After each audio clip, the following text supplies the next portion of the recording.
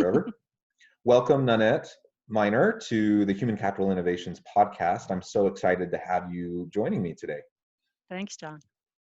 To start things off today, I just want to provide a quick background bio for Nanette and then give her a chance to introduce herself. And then we have some questions prepared, and I'm excited to have the opportunity to talk with Nanette about her experience in relation to coaching and working with organizational leaders to help them maximize their potential. Dr. Nanette Miner is a leadership development strategist and founder of The Training Doctor, a South Carolina-based consulting firm that helps its clients to prepare today for the organizational leadership they will need tomorrow. Clients appreciate Nanette's guidance through relevant, timely, and often challenging questions that stimulate new ways of thinking and working in order to prepare the organizations for the future of work. Her focus on business goals integrated with sound principles of adult learning results in enhanced organizational effectiveness and astounding return on investment. She is a frequent speaker at trade conferences and corporate conventions and an expert guest on the topic of workforce development for Inc. Radio.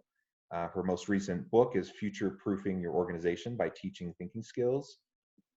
As a scholar-practitioner, she has authored books on various aspects of business management, marketing, and employee development, and has been published in or quoted by Forbes.com, Huffington Post, Fast Company, the BBC, MBAworld.com, and numerous industry and trade journals. And as a fellow scholar-practitioner and consultant, it's a unique pleasure to have the opportunity to talk with you today, Nanette. Same here, John. I'm excited. Yeah. Would you mind just doing a little brief introduction of your own? Oh, I think you pretty much covered it there. Oh, one other thing sure. I did want to say that I know you ride a Harley, which I think is super cool. I don't dare because I just don't have balance skills. Oh. But Well, that's awesome. it's actually the balance part is not hard. For me, it's hard because I'm only 5'1", so it's hard to find a Harley that fits me. There's basically only one that fits me. But yes, it's bike week here, so we actually went out for a nice long ride on Saturday, and that was my first ride for this year. So I'm kind of in pain. You know, it takes a while. It's like being on a horse. It takes a while to get used to it again. Yeah, that's great. Well, what a fun hobby, and probably especially. It's necessary to have hobbies in this day and age of COVID quarantining and being able to go out on a motorcycle out into the surrounding areas, I imagine, is quite nice. Yeah, it's great. Yes. Awesome. Well, welcome again to the podcast. I'm just going to launch into our first question for today, and I look forward to having a discussion. You've been working in the field of professional development and leadership development for nearly 30 years. Overall, what would you say has been working and not working within that area?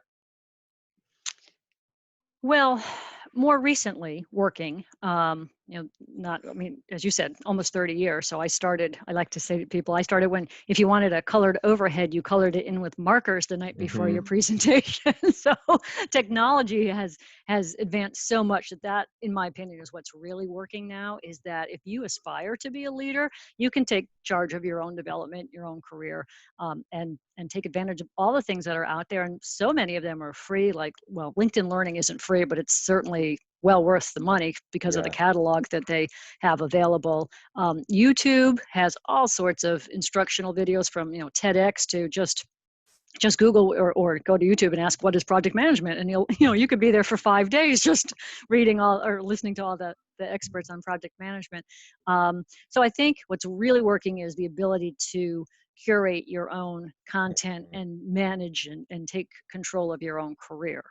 What's not working is the traditional way of that leadership development has been done for, well, not that long really, because most people were organically developed, in the 50s, 60s, 70s. So maybe in the last 30 or 40 years, we've actually made that a function where we say, okay, now we're going to develop leaders. But the problem in my opinion, the problem that occurs in that process is that generally companies wait until they promote somebody to a leader and then they start to apply leadership development. And I just feel that that's so unfair and stressful on the new leader because now they Mhm. have functional responsibilities and somebody's asking them to change their behavior. So it's overwhelming. It's not easy to change behavior. As a fellow trainer and scholar in human resources and OD, you know that, behavior change is the hardest thing to get someone to do. So why would you expect after 20, 30 years on the job, you're going to ask them to change their behavior and they're going to be able to do it? So, what's not working is the traditional way of doing it. So I'm kind of excited about this COVID virus because I think it's going to reset a lot of things in business, and this will be one of those things.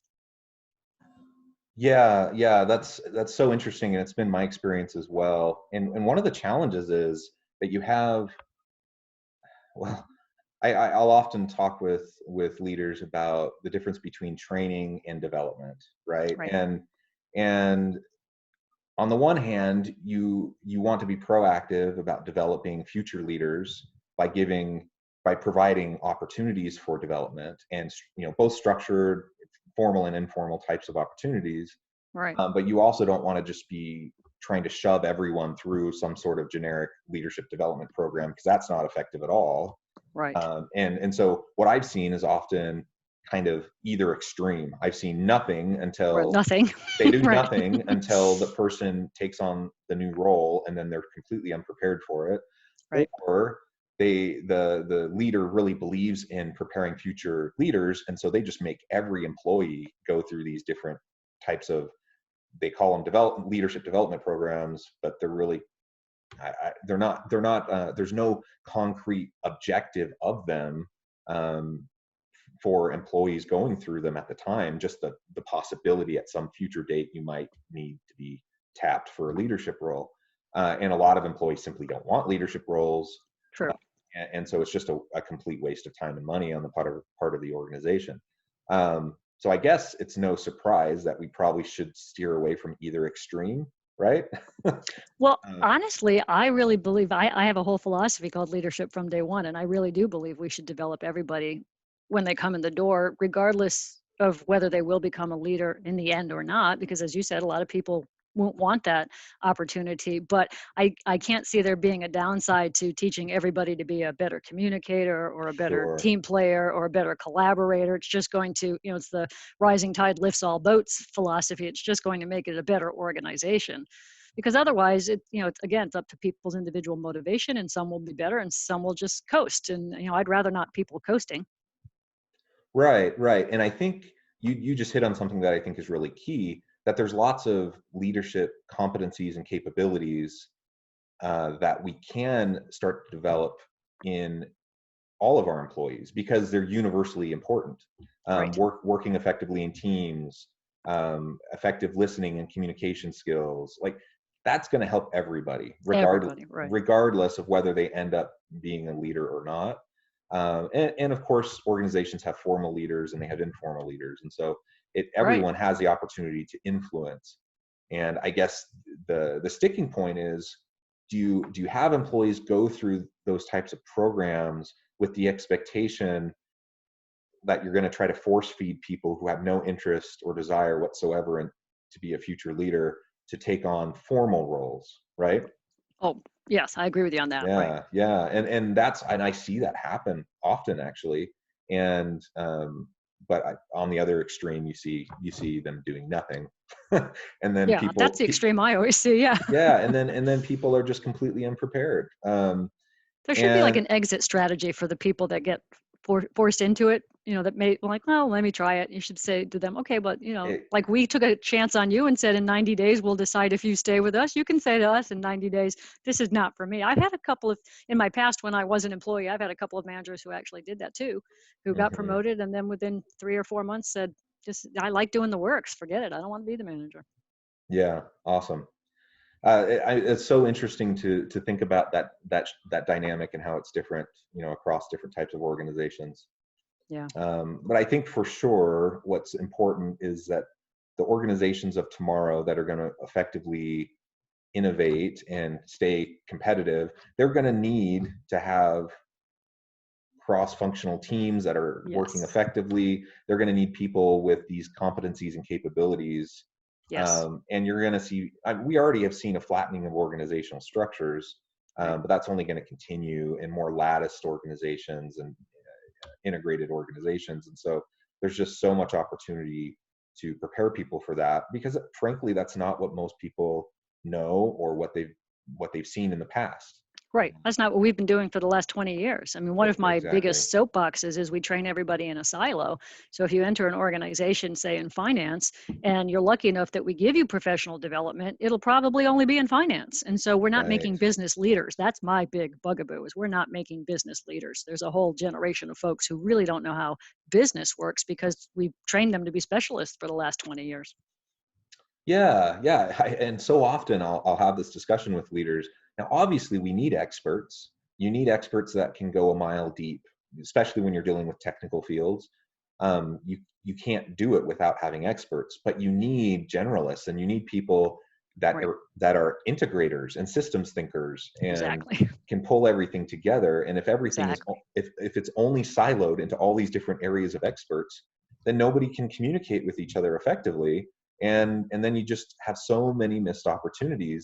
And so much of the innovation that happens within organizations is through the cross pollination That is of true. ideas, right? And Hmm. not Hmm. not just from experts within their own specific area. I think too that it contributes to a lot of that infighting we hear in organizations. Sales doesn't like marketing, and marketing doesn't like operations and research. Hmm. I think a lot of that's just because we don't know what those other departments do. It's just that's a natural human reaction to go, oh, I don't like them, but basically it's just because I don't understand them, so I'll keep them at an arm's length. So part of my philosophy is, in addition to just giving people those basic skills that can't not hurt if if they develop them, but also Hmm. get some kind of rotational methodology going so people Yeah. understand what the departments around them do. I mean, so many people don't understand where their work comes from, and then where does it go after they're done with it, and what the Yes. interdependencies are and what the bottlenecks are. I mean, just that alone would make companies' processes so much better if they just understood that. I absolutely agree. Uh, that's so important, and that's one of the most common problems I see in organizations that I work with. Yeah. So you posed the question when we were thinking about questions in advance, about economic stress. Companies tend to eliminate training in times of economic stress, and Sure do. that's certainly been the case throughout my career. I've seen it happen repeatedly. Mhm. So you had the recessions in the early 90s, 9/11 in the early 2000s. You had the financial meltdown and the Great Recession in 2008, 2009. And now we're dealing with COVID issues, and how that's transforming the workplace and moving to more virtual work, and just the economic um, conditions Impacts. related to that. Yeah. Um, so clearly, it's important for people, as the workplace is shifting and moving more virtual. It's important for people to upskill and to be ready for this transition. Um, but that's happening simultaneously while companies are dealing with budget cuts, just trying to keep the doors open, trying to keep people employed. And so, what can companies do? What can individuals do within this context where they need to continue to develop, but resources may be constrained? No resources, right? Well, I think in terms of individuals, they can do what I suggested earlier. Take the reins, especially now. And I mean, this is a very generalized statement, so I apologize if I offend anybody. But especially now, we have more free time, right? In theory, because we're not commuting to our jobs. So if you could just spend 20 or 30 minutes a day going, this week I'm going to concentrate on giving feedback, or what is the difference between constructive and critical feedback, and I'm just going to absorb that for 20 or 30 minutes every day. Just take control of that yourself. It'll make your work life easier, and I do believe it'll make you stand out as leadership potential, because people will see these extra skills. In terms of what can organizations do, people may not like this either, but I really think we have to hire a new role. I mean, it does exist in organizations in one capacity, but I really think we need like coaches throughout the organization. Again, not for just the people we already deemed in the leadership um, hypo group, but just like have those coaches attending meetings, because meetings are all online now. And I've honestly, in my past anyway, never seen an online meeting that accomplished as much as an in-person meeting. So if you have the normal departmental manager or whomever runs that meetings running them online, I haven't, this is just a theory. I haven't proven this in any way, but I just feel like there's going to be a breakdown where people are not as effective in those meetings.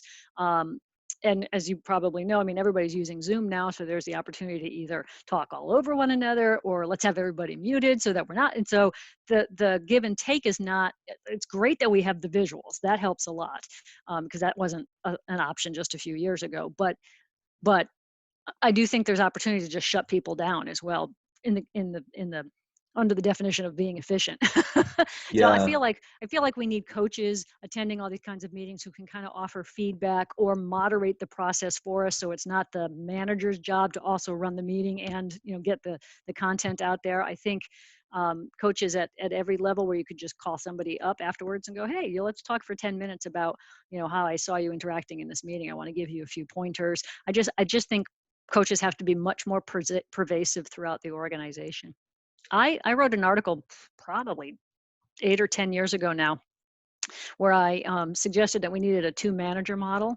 Mm, And I mean, if companies could afford that, to me, that would be ideal, because I really think most managers get promoted, most leaders get promoted because they were technically good at what they do, right? right. We kind of alluded to that earlier. So now you've got a technically great person, but not necessarily a technically good manager. But and Hmm. to my earlier point, why would you ask them to change their behavior? So why don't we just make that a dual role where you have somebody who's in charge of managing the function and the projects and the deliverables, and then you have another equal peer who's in charge of keeping the department humming, you know, ironing out discrepancies and helping with communication and making people, look to the future and where do you want to go next and how can we develop you? Because that's a lot to ask of one manager. I mean, I do feel in the last, since probably the 80s, especially when we took away secretaries, which is not a word half people even know what the definition of that is anymore. But I feel like we've just put more and more and more on managers and individuals to produce, and it's just not physically possible to cover all the bases. And I do think then when push comes to shove, if you're the manager, you're going to default to covering the functional bases because that's what you Right. get paid to do.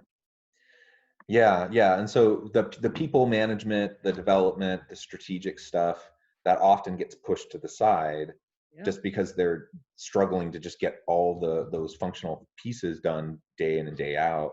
They have all these deadlines, and so they're trying to meet the urgent Right. requirements, and they just don't Right. have time for the other stuff. Right. I love the idea about having coaches embedded, and as you were describing that, I was just thinking about my own personal practice.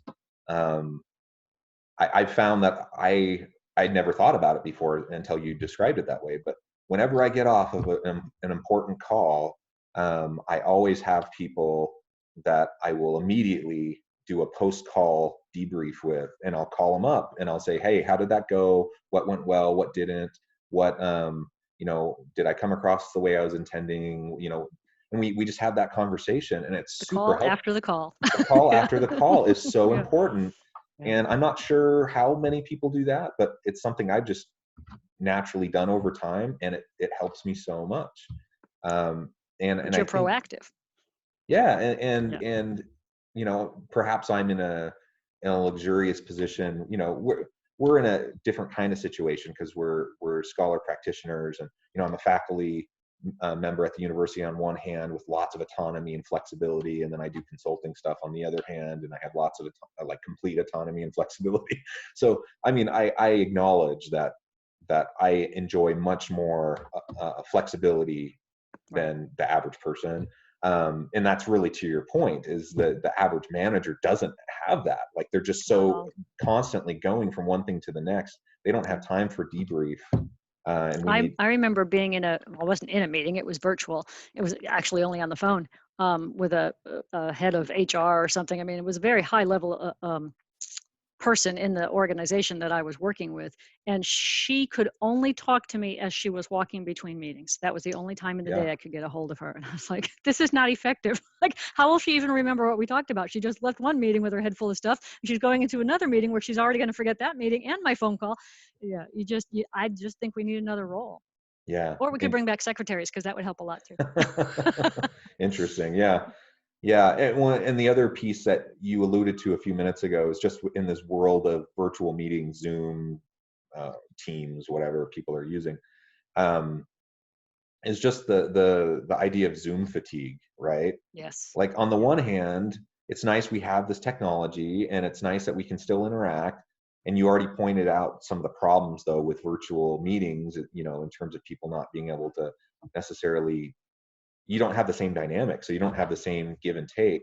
Right. But there's already research showing the effect of Zoom fatigue, and it's kind of interesting to me because it actually takes more out of you to go sit in front of your computer for a Zoom meeting than it would take for you to be in an in-person meeting, Yes. for a variety of reasons. And now we're finding ourselves in meeting after meeting after meeting, Yes. where you might spend 6 hours straight going from Zoom meeting to Zoom Yeah. meeting, and that's just mentally exhausting. Hmm. And the role, the impact that has on individuals, leaders, and line workers is tremendous, I think.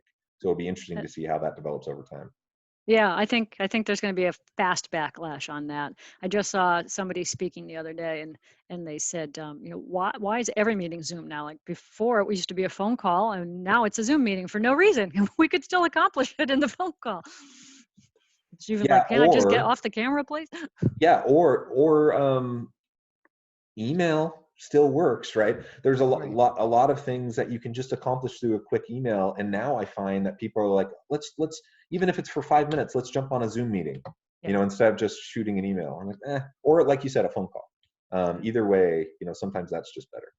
So My director of operations and I are about 600 miles apart, and so we're on Skype all day long. But we will ask permissions, like, "May I call you? Is it okay if I interrupt you for 10 or 15 minutes because we're head down, we're doing work?" And you're right; those meetings can be so disruptive. Or sometimes we have this code where we go ding. It's like ringing the doorbell, like, ding. Can I interrupt you? And if the other person doesn't answer, then, we don't interrupt them. So we know we I guess that's a working rapport where we trust the other person is yeah, not purposely ignoring us. There's a good reason they're ignoring us. right. Yeah, that's great. But my point is, we reserve the important stuff for, like, I have to talk this thing through with you, and I only need 5 minutes. Is that okay? But we still ask permission first. We don't just assume Yep, you're going to be willing to get on camera with me or whatever. yep. One more quick question, and we'll wrap things up for today. This is, perhaps the most important question of all. If you had to just pick one skill that every leader in business should master, well, really every leader, regardless of whether it's business or whatever organizational context, one skill that every leader should master, what would it be and why? Well, I think we've already alluded to that too, or covered it. It is. I mean, my mindset is business, and so that would be a generalist, which I guess is not one skill, because that's a myriad of skills. But you just, when I think leader, I think above a managerial level. I think somebody who's steering the ship, not somebody who's executing. So, a leader is more like the captain of the ship. They're not the person who's actually in the wheelhouse or rowing it, or, the navigator. They're overseeing all those people. So when I say leader, that's kind of the image that I have. Hmm. And so what we were talking about earlier, where we've put people in silos for so long, and we have these we don't understand where the work comes from or where it goes to or what our deliverables really do in the end. There's no way you're going to run a meeting. I mean, excuse me, there's no way you're going to run a business if you don't understand that. So I think if you truly aspire to be not necessarily the CEO, but somebody, above a managerial level, you really have to immerse yourself in business, which again, you can do easily. Like, one of the things I love to do is listen to business podcasts, which, I mean, I'm just a geek. My daughter the other day said, "Do you have any magazines? I'm trying to make a collage." And I'm like, "Would you like Inc. or Harvard Business Review?" Because that's like the only magazines I have. But, when I'm walking my dog, I'm listening to business podcasts, and to me, they're energizing. I'm the notes app in my phone is so full of notes. It's unbelievable, because as I'm walking, I'll pause the podcast and then I'll record myself and like, that's a good idea. I could write an article on that. I should, look that term up. I don't know what that means. Like, I'm just constantly immersing myself in business. And I think if you really want to be a leader, you've got to do that as well. It doesn't what's great now is you don't have to go get degrees and all this stuff because they're out there. Like one of the resources that I love, I didn't mention earlier, is edX, which is Yeah. the MOOC level of going to college, which you can do completely free, or you can choose to pay a really nominal fee and get a certification at the end as well. So like a few years ago, I was thinking about getting my PMP, my project management professional Yeah. designation. And the more I looked into it, the more I thought, that's really not going to further my career. It's nice to have the credential, but it doesn't really align with what I do. So I went and got a certificate in project management from the University of Rochester. So at least I understand more about the topic, but I didn't have to go through all the hoop jumping that the PMP requires. So, I mean, there's so much that a person could do independently to become more knowledgeable about business in general, even if you don't leave your own organization. I would say Yeah. another thing that people can do, which I'm a big proponent of, and I don't know how this is going to work post COVID, but get involved in volunteer organizations too, because Mm, I really think it's important yeah.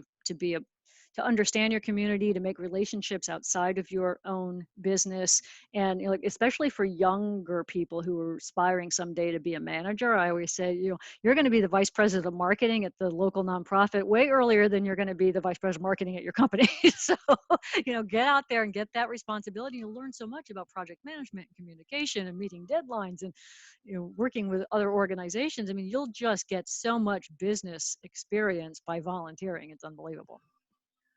That's a wonderful tip. And our communities need that. There are Yes. so many, where I'm at, we're one of the highest nonprofit per capita locations in the country. Really? And there's just a lot of big-hearted people that want to do good, and they don't always have the skills to go along with their intentions. And so there's plenty of opportunities for people to get involved in very meaningful roles in the Right. nonprofit sector. And I imagine that's the case in many other locations. So that's a great way to develop your skills. And one of the things, as you were describing that most important skill set, the generalist Hmm. skill, that someone would need to have. In my mind, the way I think about it is in terms of integration, synthesis, and systems thinking. So Hmm. to be a systems thinker, I have to know how everything interacts, Exactly. right? And I can still be an expert in certain pieces of it, but I don't need to be an expert in everything. But I need to understand enough to know the interrelationships, the feedback loops, and understanding how everything interacts. That And requires enough to know to ask the right questions, exactly, because that's yeah, another leadership skill. I don't have to have the answers. I just have to ask the right questions. exactly. And I think the organizations of tomorrow, as we try to forecast the needs for the future of work, I think it has to come back to integrative, synthesizing, systems thinking types of mentalities, not just for CEOs. I mean, that's always been the case for C-suite executives, but they have to be able to think at that level to be effective. But I think that skill set's being pushed down, the necessities being pushed down to lower levels. And flattening hierarchies is causing that in part as well. And we Right. just need people that can get outside of their own expertise. Yes. And it behooves every organization to invest in that. Hmm. Now in the COVID context, where we have like tremendous unemployment and all of this, it's a little different. But prior to coronavirus, we had about the lowest unemployment rate that we'd Right. seen, and that's certainly the case here in Utah. I mean, we had unemployment rates that were too low. That meant employers couldn't get Right. a good pool of candidates for a position, particularly for technical positions, highly skilled and advanced types of positions. And so my point is, we're in like a hyper competitive labor market pre-COVID, and Hmm. eventually we'll get back to that point. It may take a little while, but when we're in that situation, we don't have the luxury of just like inserting new experts every time we need to do something, right? We have to Right. upskill, we have to retrain, we have to Right. think long term in terms of our human capital, in a way that we can leverage what our people can do and how we can build that capacity. And Right. if we don't take that approach, organizations are going to be hurting when we get back to a hyper competitive labor market situation. I hope that they learned their lesson from this, because there were things that they could have done that they just shunned for whatever reason. And I get there's pressure of saying I constantly have to recruit and retain, because that's the market that we're in. But if you developed people from the minute they walked in the door, you'd have a succession plan. Like I just Yeah. know so many organizations where a position was just left vacant for almost a year, because they were blindsided when the person decided to leave, and then they had Yeah. no plan B. And then they had to go looking for the right person. But like you said, when the market is tight, you're not really looking for the right person, you're bribing them to come from somewhere else. There's really no leverage left. So again, it's why I really believe companies have to develop people from within, whether they want to be a manager or not. At least you've got people with capabilities that could pitch in a pinch.